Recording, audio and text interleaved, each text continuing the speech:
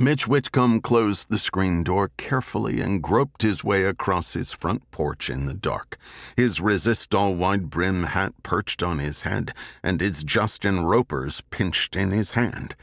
He would have liked to have thrown the porch light on, but that would probably wake Molly, who insisted on sleeping with the curtains pulled back to let the cool night air stream through the windows.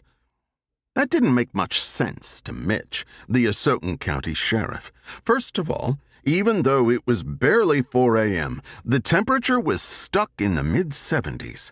The whole week had been a scorcher, baking the Palouse, a long stretch of high desert plains that dominated the farmlands where Washington, Idaho, and Oregon come together.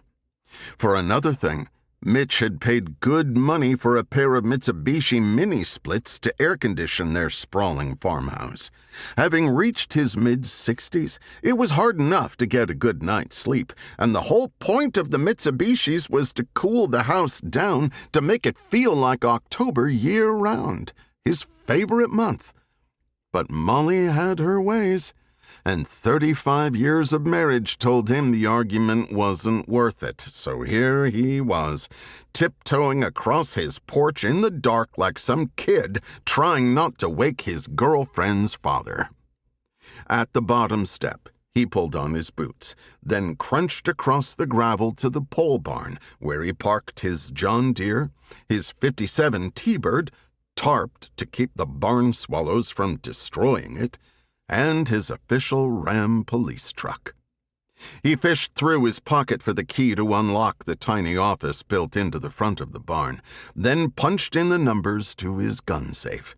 It took him a few minutes to get his police belt on with his Glock 22 and lodge his pump-action 12-gauge into the socket that straddled the Ram's transmission hump. He settled behind the truck's wheel, angling his elbow to avoid touching the computer rig. Once he stabbed the ignition button, the noisy diesel would sound off, and again, because Molly had the windows open, probably wake her. But what could he do? Old Tyler Ross, the fire chief, hit him on the emergency pager Mitch slept with, and when he called the chief back from the powder room down the hall, Ross said he was looking at a homicide. That was a mighty rare thing out here in Asotin County.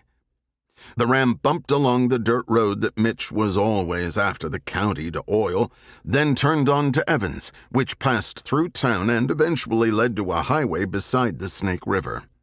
"Hey, Dot, are you in the office?" he asked over the truck's Motorola rolling south. "Where else would I be?" Mitch grinned. Dot tended to get a little cranky at the end of her night shift. "I put that address in the GPS. It drew a blank. Help me out, will you?" "I just relayed the address Chief Ross gave me." "Well, you can locate his pumpers on the radio grid, can't you? Check in on them and just tell me where they are." "Roger that, Sheriff. Wait one." Mitch watched the highway dashes flash in his headlights while he awaited a response. With his windows down, he listened to the night insects buzzing in the wheat fields. Cruising along the Snake at a relaxed 35, he enjoyed the cool air settling along the banks. He had always liked waking up before everyone else, even as a boy.